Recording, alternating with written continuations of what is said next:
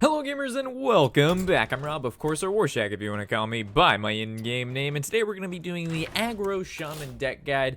I know this deck is very popular and may not be the hardest deck to maneuver and play, but I figured because of how popular it is and because of how often you're going to see it on ladder and also the requests to play the deck and also just do the deck testing and how I would build it personally have been brought up a lot, I figured I'll make the deck for you guys. So here is my Aggro Shaman list. For those of you unfamiliar with how we do our deck guides, we go ahead, we talk about the deck, the individual cards, why I have what it is, why I have what I have in here. From there, we go into a little bit of a detail about the cards, the synergies, and then from there, we're gonna head into some ranked games where we'll play about 3 to 4 games. Most of the time we win most of those games. Worst case, we go 3-1. Best case, we go like 3-0 or 4-0.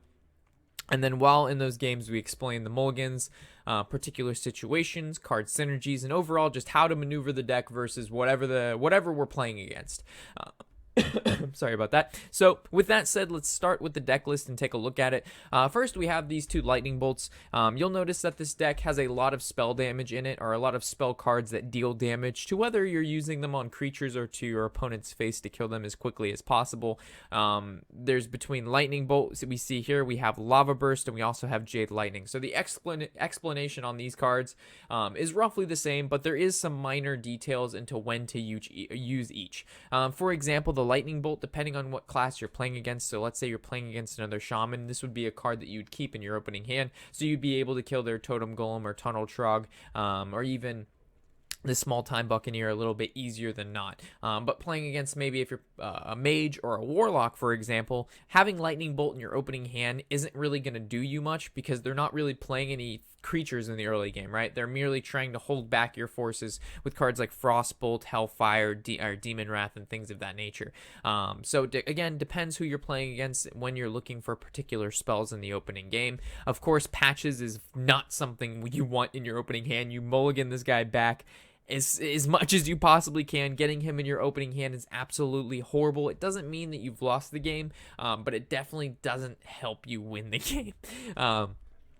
Also, keep in mind we're running duplicates of course, all the spell damage cards, so just make sure you use them on high-profile creatures, not necessarily on cards that were generated off other cards. So, like, you know, they played Jade Claws and the guy's a 2-2.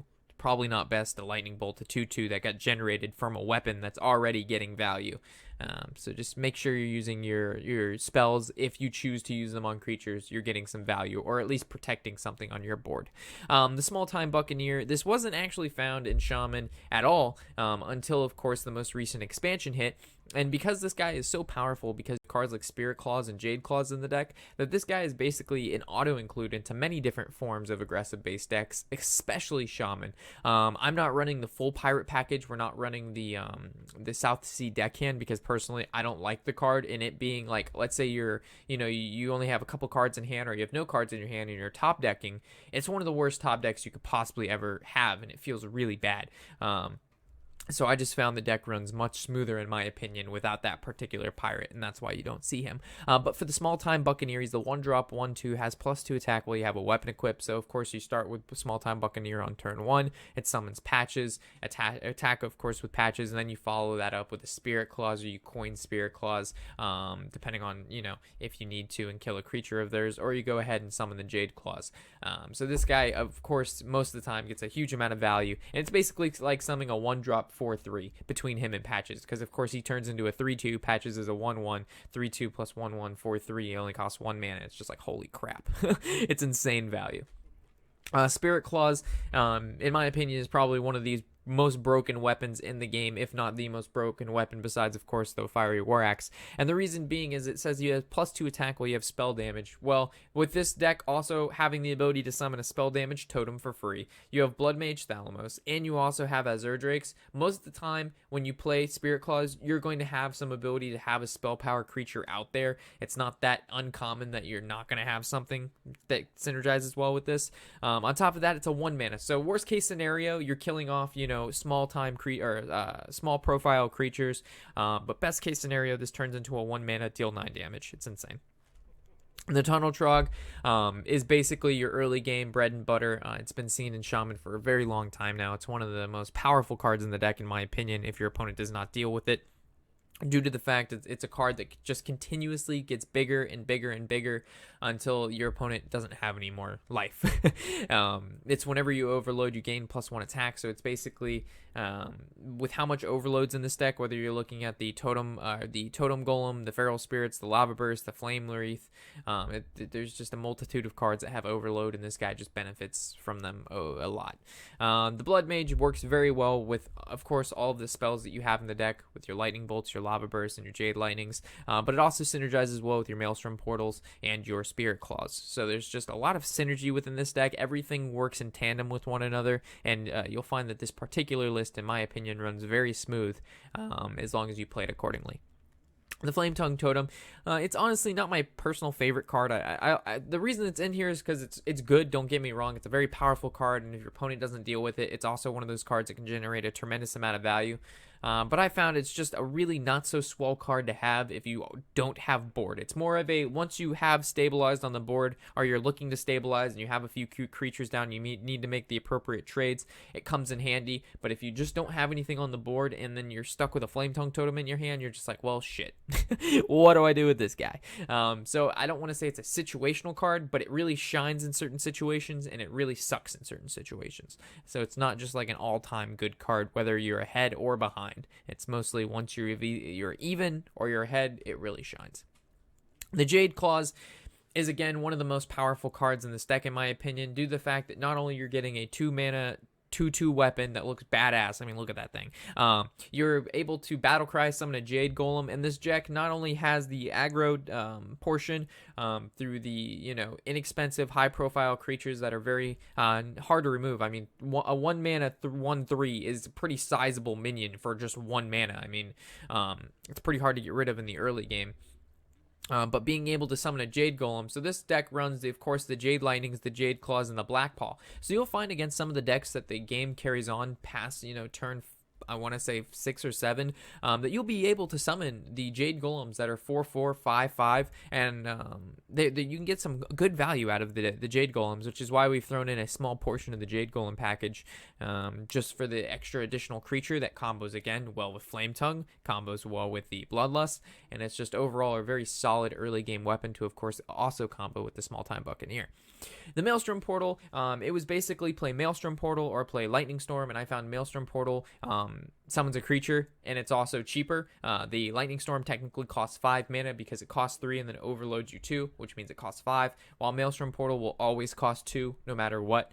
So I found that to be a little bit more easily accessible to play, based on fitting in playing creatures, using spells, and of course using Maelstrom Portal. Most of the time you're able to do 2 damage instead of 1, because of how much spell power is in this deck. On top of that, the random creature that it summons can be extremely helpful at particular times, whether you're looking for a taunt, a charger, something to do whatever you want. The 1 mana creature is not something to look over. It's very powerful. On top of that, the reason also why I'm not including Lightning Storm in the deck is because if the way you're winning is constantly being able to lightning storm your opponent because you keep losing the board, there's probably something more in root in the problem. That why are you losing board with a deck that's centered around obtaining board control extremely early on in the game, holding it, and then bursting your opponent out. So I just found the Maelstrom Portal to help, and whether or not you're killing creatures with it, it's just a good card as is, and I don't think the Lightning Storm is really needed. In mid-range or Control Shaman, Lightning Storm is very powerful, but in the aggro, I just think it doesn't actively do anything if your opponent doesn't have creatures, and most of the time they don't have creatures because you've killed them. And the Totem Golem is just a staple in the deck. It's a 2-mana 3/4. And it has overload, so it synergizes well with, of course, the Tunnel Drug, so it's craziness. The Feral Spirit, I look at this card, and it costs basically 5 mana, right? It costs 3 up front, 2 later, and it summons 2/2/3 spirits, which is basically a 4/6 in stat. They have taunt. So this card is, in my opinion, the Shaman's Druid of the Claw, because you're summoning for 5 mana a 4/6 with taunt, which is exactly what Druid of the Claw is in the Druid deck, but instead of paying 5 mana, you get to pay 3 up front and 2 later, but it also splits it into 2 wolves. So in some situations, it's actually better because if you have Flame Tongue in between the 2 wolves, you're able to push 9 damage instead of the 6 with just 1 creature. So there's just a lot of pros and cons to having 2 taunts instead of 1, but there's also some drawbacks as well. The Lava Burst is a very The aggressive card in the deck, you can kill creatures with this. It's not bad. You know, if you need to use it on another 4-drop 7/7, or you need to kill an Emperor Tharzan or a thing from below, or just a taunt creature in your way, Lava Burst is there. If you need to go face and deal extra damage, Lava Burst is there. Overall, it's just it's the mage's not so good. It's the shaman's not so good fireball. So you're paying essentially 3 mana now, 2 later to deal 5 instead of just 4 mana to deal 6. So the Flame Wreath Faceless, the 4-drop 7/7 overload 2, so technically you're paying 6 for a 7/7, but the fact that, again, Shaman kind of cheats out mana by paying for it later, unlike Druid that just cheats mana now, or ramps. Very powerful card. You'll find a lot of games you'll be able to coin on turn 3 into this, and there's not a lot of decks that are able to deal with the turn 3 4-drop 7/7. It's just, if this guy attacks face more than once or twice, the game's over. You have too much burst in your deck and too many cheap minions to deal with that you aren't able to close out the game unless they like get a lucky Reno Jackson. The Jade Lightning, again, a really cool card in my opinion. I like this card a lot, and it is definitely found in both mid-range and the Jade Golem Shaman, which we have not made the deck guide for that yet, but it should be coming shortly after this. This is deal 4 damage, summon a Jade Golem, of course, synergizes well with the entire spell damage package we have in the deck, along with being able to summon a Jade Golem, which again, the more of these cards we play, the higher the Jade Golem becomes. The more creatures we play, the more powerful our board, the bigger the Bloodlust. Feels good, man. Azure Drake, this is your Steam. I've seen a lot of people actually cut out Azure Drake and either put in Thing from Below's or like Mana Tides, but I found just because of the Azure Drake, the +1 spell damage, the fact that it's a relatively decently sized minion, there's also a lot of Priest, and Priests don't have a great way to deal with 4 attack creatures. I know that's a very silly reason, but Priest is the up and coming right now. I'm sure we'll play against one in our deck guide, and if Azure Drake doesn't help out, we'll win like the Bloodlust Burst or something. But there's specific tech-ins that I've put, or I built it in a particular way to make it so it works well against not only control but against other aggressive base decks. And Azure Drake is one of those ways that we're summoning a creature, we're synergizing with the deck, we're drawing a card, all of which are good. The Bloodlust, 1 Bloodlust is just enough, 2 is too much. Even 1 sometimes feels like it bogs down your hand, because if you're playing against maybe another aggressive deck, or you're playing against a control deck, and you have this card in your opening hand, it's probably going to be sitting in your opening hand for a very long time, unless you have some absurd, crazy curve where you're able to do like a 1, 2, 3, 4, and then on turn 5 you Bloodlust and you can win right there, which would be insane. I can't say I've had one of those games yet, but it's definitely a card that's going to help you win the control matchup once your opponent Renos, or like let's say they're around 18 or 20 HP, your opponent does have a Reno, but maybe they don't want to use it, they want to go down to like 12 life or below 15, and they're kind of just waiting, and you only have like 2 or 3 creatures on the board. You get yourself a sneaky Bloodlust, combo that with Lava Burst or Jade Lightning or a couple Lightning Bolts or a Flame Tongue, and you've got yourself a sweet win. The Black Paw is our late game. She may not look like much, the 6-drop 5/3, but she's going to be able to summon a Jade Golem when she comes out, and she's also going to summon a Jade Golem when she dies, which is extremely powerful because we already have 4 other cards in this deck that summon Jade Golems, the Jade Claws, and the Jade Lightning. So essentially you're going to get a max of a 6/6 because each one summons one bigger than the other, with her summoning 2, and then 2, 6 in total. The highest Jade Golem we're going to summon is a 6/6, but that's a pretty big minion to just be able to summon just coming from her. It's just insane value overall. So there's the deck list. Like I said, we're going to now hit the ranked games and see how this deck performs, and then from there I'll explain the cards in a little bit more detail and specific situations that occur and all that good stuff. So with that said, I'll see you there, guys. So heading into our first match here, we'll be playing against the Priest. With that said, we are currently on a win streak, so hopefully we can continue this deck guide and we'll hopefully win all of the games to keep ourselves on that win streak until we hit rank 5. I think we need to get 2 more wins until we're there, but either way, it'll be good. So in this particular matchup, of course, curving out's extremely nice, and figuring out, first of all, if he's playing, the Dragon Priest and or the Reno Priest is pretty nice. But of course, Tunnel Trog Totem Golem is exactly what you're looking for in the early game, almost against any class, right? It's just a very powerful start. Double Tunnel Trogs is pretty interesting, pretty good for us, as those are pretty dry cards later on in the match. So I suppose we'll just start with the Tunnel Trog, and then from there we'll figure out what we're going to want to do next turn, depending on if we just Tunnel Trog Spirit Claws for the Totem Golem to buff up double Tunnel Trog, or we'll just go ahead and play the Tunnel Trog outright and see what happens there.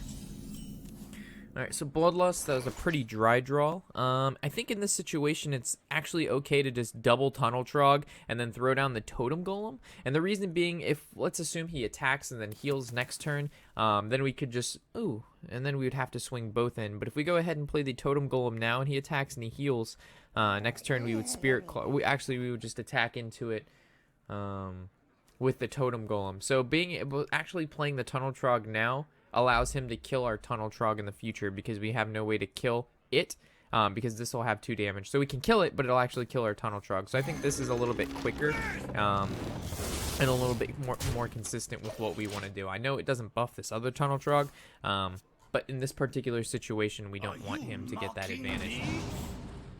Okay. So that's good. Ooh, Jade Claws is super sick nasty here. So we actually could just go throw in the Jade Claws, double trade into there. This gets buffed, and we can actually trade off the Tunnel Trog, which would be kind of cool. So let's go ahead and do that. Now the option is, which one are we trading into this Whelp? I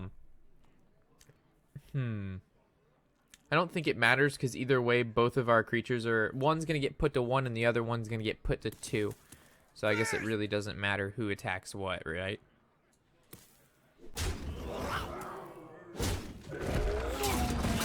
So our worst case in fear right now would be against like maybe a Holy Nova in 2 turns because he still hasn't used coin. So he could coin on 4 into a Holy Nova, which will clear our board. So maybe next turn throwing down the Tunnel Trog and Hero Power is our best play. His strongest turn 3 play could also be coin Twilight Guardian. And when we see cards like this Agent, we can make the assumption it's now going to be the Dragon Priest because the Reno Priest really doesn't run the Agent. The Reno Priest I think might run the Whelp if he's feeling frisky enough to throw in that 1-drop Whelp and get the synergy rolling. He's going to go ahead and Shadow Word Pain that. That's not the worst target. And another Agent. Okay, so it looks like our Totem Golem could be seeing an end here, depending on what we draw. Okay, so we could go with the Blood Mage Spirit Claws and then attack our 1/1 into it, or we could go with the Tunnel Trog Hero Power and look for something. Overriding the weapon really doesn't feel that awful, to be completely honest. In this particular matchup, I like keeping that 3/2 on the board. Also throwing down the Blood Mage. He's going to want to kill that. If he can't, it's going to keep buffing this weapon. And if he does, we're going to get to draw anyway. So I think keeping the 3/2 on the board and only overriding the 2/1 weapon wasn't that big of a deal here. This Bloodlust, though, however, is a little bit rough for us to have. No, that's normally a card that we'd always mulligan off the start, and we'd want to draw into that a little bit later in the game. The positive, though, is he only has 4 cards in his hand, and he hasn't really been able to keep any things on the board. Once this, oh gosh, here comes the Twilight Guardian, which is kind of why I wanted to keep the Totem Golem on the board, because now we can still kill this card. Meanwhile, if we would have done what we did last turn with just the Hero Power, he could get quite a bit of advantage from that. So we could see if we can roll a Spell Power Totem here. If we can, then this will actually be able to kill this with just the Hero Power, and we don't have to use the Totem Golem.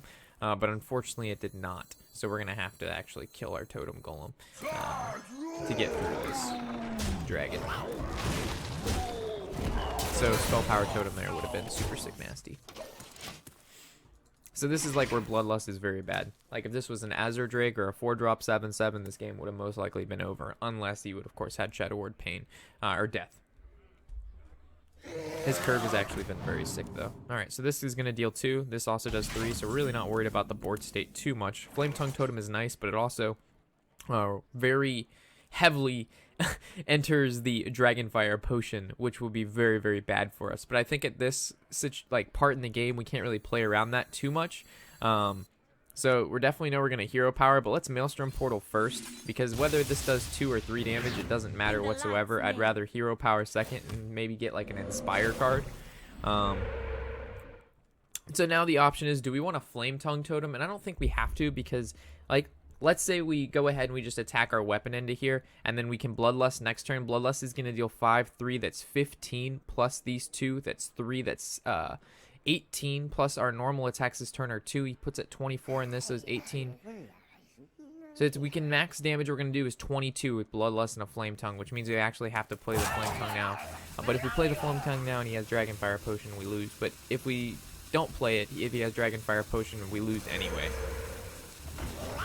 So it's basically, he either has the Holy Nova here, which is still bad, but not terrible, or Dragonfire, which would be like the worst thing ever. So if he has the Dragonfire, that's basically just GG. Can't play around it too much. Yeah. Alright, so we're going to draw a card. It's going to kill our board. We still haven't drawn Patches, so ideally the worst card we could draw is Patches. Okay, not too bad. We can Small Time Buccaneer. It's going to pull Patches out of our deck. We can push the Jade Claws, and we can go face. We can even fit in a Hero Power. And we'll even attack face with our weapon because we do have Bloodlust in our hand, which means we're going to be able to pull 9, and this is going to be 12, and this is going to be 14. I wield the power. Okay, so the best card we could draw would most likely be... What do we overload? Oh, yes. Lightning Bolt would probably be the best card we could draw. Feral Spirits. Alright, so I know we don't have lethal, so we might as well just go for a pretty sizable board here. Alright, now the question is, do we want to use these two and attack this guy and go for the Bloodlust next turn? Because if he Holy Novas, it's pretty bad, but if not, then it's still not too tragic. I think it's fair to go just face here, in my opinion. And we'll hold back the weapon. Every damage counts, especially when we have Bloodlust in our hand. Having an additional creature on the board is extremely important, because it's basically next turn. Instead of us trading this, right, we're going to have 5 damage for that. Mass Dispel doesn't change anything. He's going to have like a coin into a Holy Nova to stop this Bloodlust. Which is why the Bloodlust is in the deck, to be able to do things like this when normally we just wouldn't have the damage, and now we do. This is also Reno decks. It's very important. So let's say they're like around 20 HP, right? I mentioned this before when we were talking about the individual cards, but like when you're playing against a Reno deck and they're safe, well, they think they're safe around, you know, that 20 HP mark. This basically just says, no, you're not. How you doing? Bloodlust coming in super sick nasty there. So even though it sat in our hand most of the game, it was the reason we were able to finish up and win this game, which is very nice. So even with the Dragon Priest curve, which he had, I mean, he didn't have the best curve because he was definitely looking for maybe his Northshire Click or his Talon Priest early on. But he still did draw the 1-drop 2/3, followed up by the 2/4 Taunt twice, followed up by then an Azure Drake, had the Dragonfire Potion on curve. So it's not like he didn't have the good stuff as well. Some games that you'll find you'll just blow the opponent out. Some games you just don't draw what you need either and you'll get blown out. Alright, so heading into the next game here, we are going against another Shaman. I'm going to make the assumption it's probably going to be basically the same kind of Shaman that we're running. Some form of Aggro Shaman. Alright, so now we have to plan out our curve. Jade Claws makes it so coining on 3 into the Faceless doesn't make sense. Coin turn 1 Totem Golem is also like... Oh man, the overload in this deck is very difficult. I almost want to put back the Faceless, but I don't think I will. It's too good of a card not to put back if he doesn't have Hex.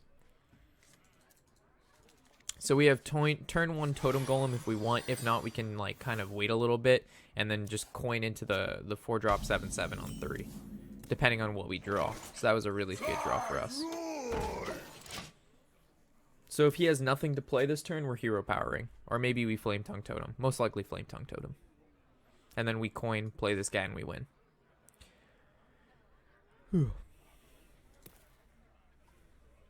Could also be playing Control Shaman. I've seen that a little bit.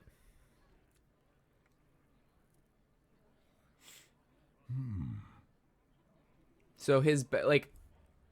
The best thing for him to do for us would be he plays his Totem Golem, and then we would go ahead, or not Totem Golem, but his Tunnel Trog, and then we could have Flame Tongued it down. But either way, this is still okay. So normally, I guess we could go ahead and just Jade Claws, trade, or we could just play the Flame Tongue Totem, which I like a little bit better, and we're just gonna kill off this Small Time Buccaneer. And then next turn he has to deal with 4-drop 7/7. Then after that we'll curve out on all of our little overloads.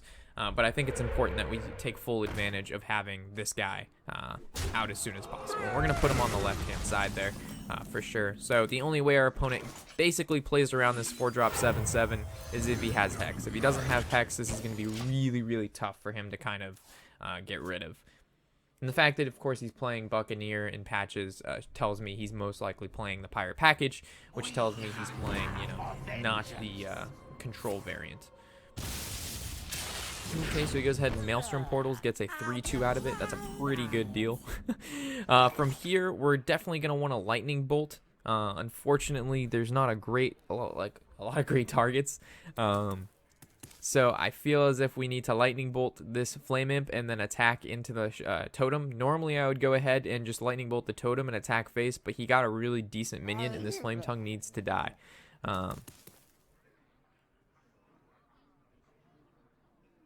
Or we could be a little bit more proactive and go Jade Claws, kill this, and then attack that, which I like a little bit more.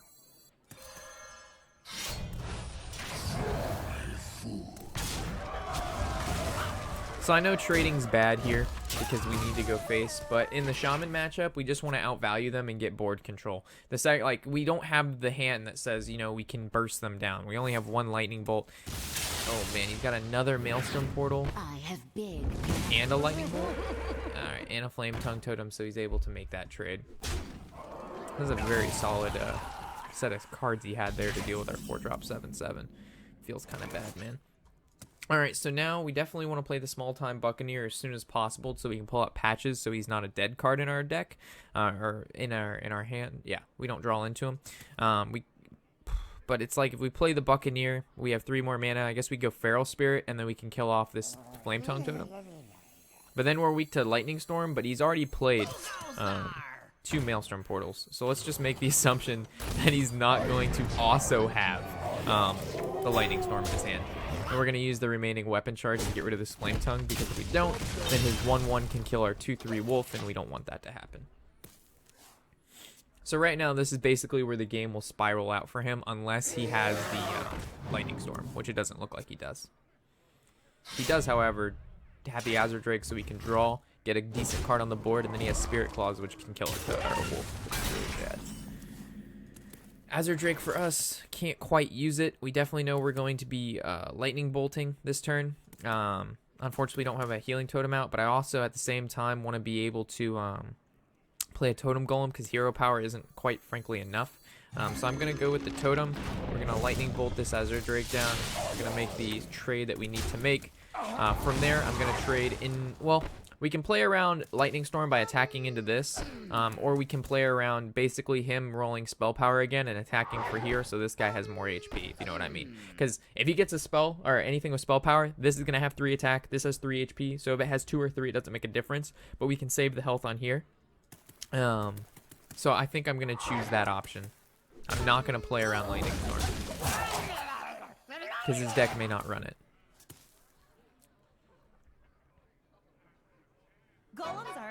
Okay, so Black Paw is bad, but it's only going to summon a 1/1, so it's not the worst thing. Okay, so the deck hand trades, and then nothing else. Alright, so now we can Azure Drake, right? I don't think there's a better play. I mean, Totem Golem, Spirit Claws. I mean, we could clear board, right? So we would go Totem Golem, Spirit Claws. This trades. The Claws into the 1/1 and this into the 2/2. Or we ignore it and we just push face and he makes the trades regardless next turn. The only thing is we get to save a Totem Golem in replace of 3 damage, which it could push the following turn anyway. So I think that might be the play. So let's see if we can get a Spell Power Totem. If so, then this... oh my gosh, that's so good. Okay, that's awesome. So now we make these trades. And because we know he doesn't have Maelstrom Portal, it's safe. Normally, if that 1/1 would have been on the board, then I wouldn't have done that.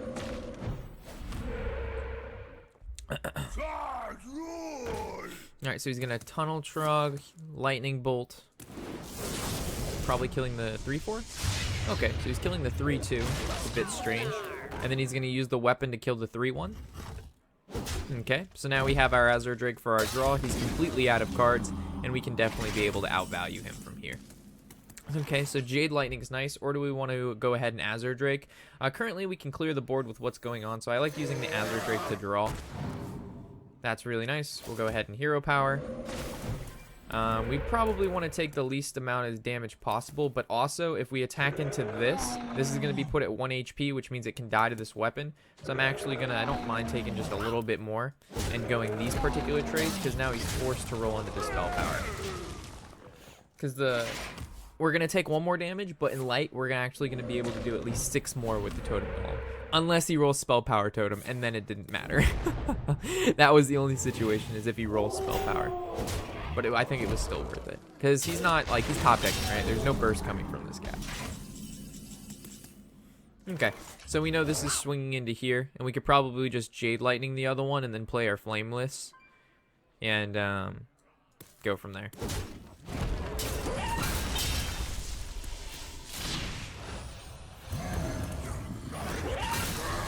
And I believe, well, how much damage do we have? Yeah, we can just push face here, and we'll just win next turn. So his best top deck is either a Hex or a Thunder Bluff, and the Thunder Bluff can kill the 4/4 Azure Drake. And then we would have to attack the Thunder Bluff. Any draw is good for him, so if he runs Arcane Intellect, that's good. Or, no, Arcane Knowledge, I'm sorry. No, not Arcane Knowledge. Yes, Arcane Knowledge. It's the Shaman, basically Arcane Intellect. But yeah, I don't think there's going to be much he can do here. Maybe if he had a few more totems out, we could be scared of Bloodlust. So let's say he had like 3 or 4 totems and he was top decking and we were at like maybe like 12 life. We would definitely go out of our way with the Azure Drake to kill probably a Spell Power totem or a Taunt totem or whatever totem he has out, just to kind of stay away from the Bloodlust range, which has happened to me quite a few times. But besides that, it's going to be pretty rough for low-fat milk to come back at us.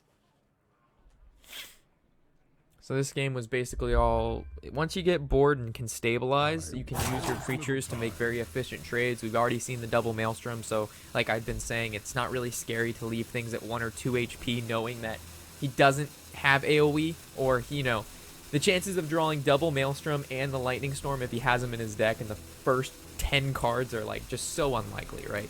So it just makes more sense for us in the long run there. Little time. Alright, so he decided he would like to rope out, which, you know, is fine, I suppose. Bloodlust off the top. And this is going to be able to clean up the game. Not that we needed Bloodlust, but we might have actually had to wait an additional turn to finish out the game there.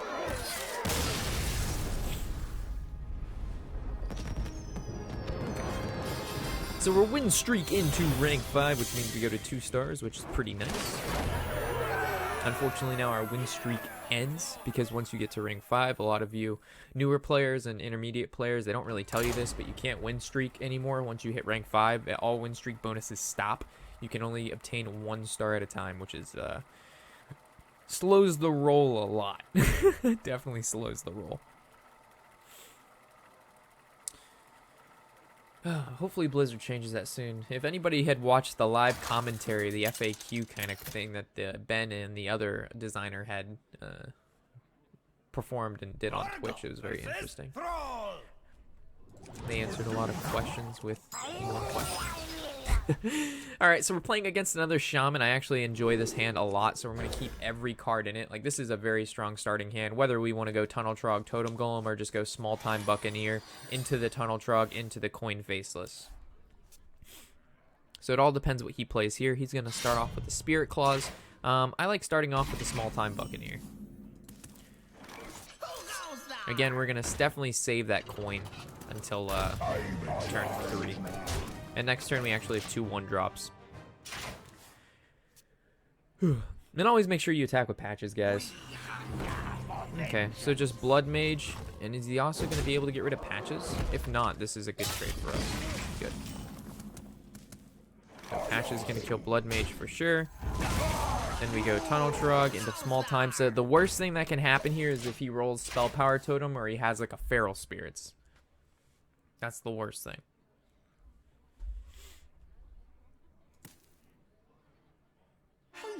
So Sir Finley, he's looking for probably a mage or a druid, because at that point he can use the hero power and kill this Small Time Buccaneer. Alright, so we got the druid, so he's going to be able to hero power and kill this Small Time Buccaneer, which is a good value trade on him. In general, the druid is fairly good on Shaman because they do have a lot of weapons. So now the option is when we coin into the 4-drop, do we trade into the Sir Finley Murgleton or do we go ahead and push face?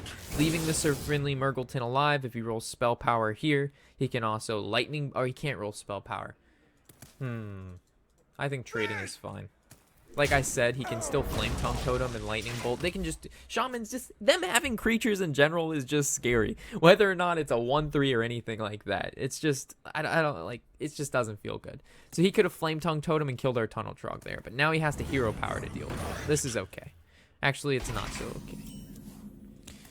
So Jade Claws or the Totem Golem. So now the question is, are we the person that's going to make this trade? Or are we the person that's going to push face right now? Because let's say he makes this trade, right? He trades, and this guy's at 4 HP. Do we have a way to deal 4 HP? And the answer is no. We don't have Lightning Bolt, we don't have Jade Lightning, and we don't have Lava Burst. Which means if he does, he could go ahead and, I just don't know. That means he's taken 14, and that puts him at very low HP very early on. But at the same time, we're basically forgiving board. So I like just making this trade here. If we had more spells in our hand, I would feel more comfortable doing other things. But because we have no spells besides Feral Spirit, which I guess is a way to get around the 4-drop 7/7 for a little bit. So maybe just playing the Totem Golem and just going face was key there. There was definitely merit to that. But we know he's super overloaded this turn, and he literally just top-decked the Maelstrom Portal to be able to kill the Tunnel Trog, so that feels bad. But besides that, he really didn't have much going on. So now we can go ahead and Jade Claws and Feral Spirits. We're going to be overloaded 3 next turn, and we're going to be at 6, which means we can't play anything. So maybe we don't want to do that. Because if we overload 3, then we can't, we're going to be at 3, which means we can't even Jade Lightning or Azure Drake. So it's either Jade Claw's hero power or just the wolves. I think just the wolves.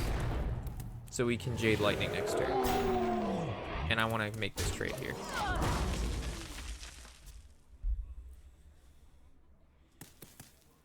And when I meant Jade Claws and wolves, I lied. We only had 4 mana.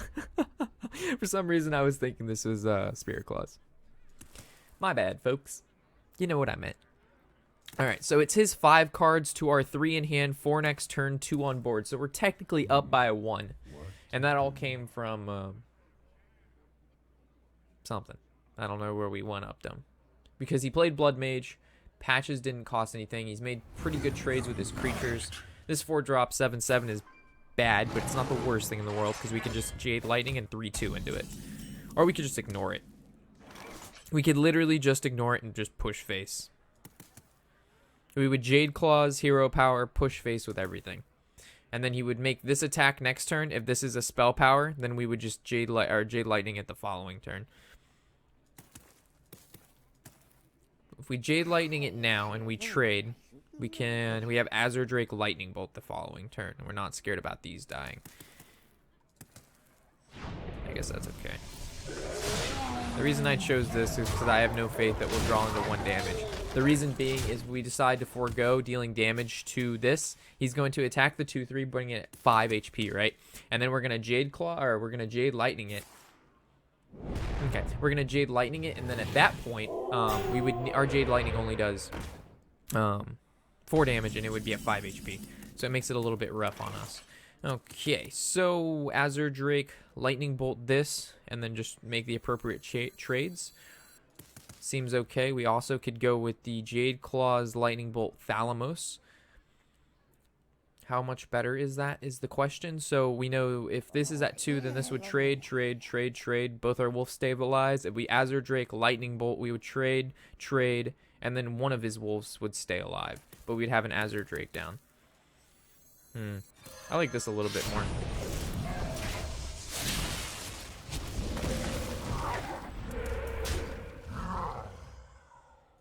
You win. And there is the Kansamida. Sweet. All right, well, there's our 3 games. I mean, that's basically how Aggro Shaman is going to go a lot of the time.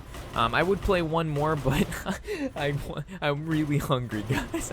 So I'm gonna go eat dinner for tonight, and then we may fit in a little bit more later. But that, like, there's not too much to Aggro Shaman, just because it's the way of just how the deck rolls, right? You're gonna curve out, very similar a lot of the games, and if you just don't have the curve, a lot of times you can't do it. But the deck, you're gonna have to make decisions whether it's time to go face or whether it's time to make trades. Normally, if it's aggro versus aggro, it's going for the trades, going for the value, so you can basically get the board. And then when, of course, going against control decks, you're never gonna win late game versus control decks. This deck, however, can put up a fight late game against control decks if you decide very early on that's the route you're gonna take. But because we're playing Bloodlust, you don't really have to take that route half the time, because you're gonna be able to burst them down. So, like, about halfway through the game, when you start losing the board, you just start full on going face. So unfortunately, we didn't play any Reno matchups, but we did play the Dragon Priest, which I think is not a full-blown control deck, but definitely lies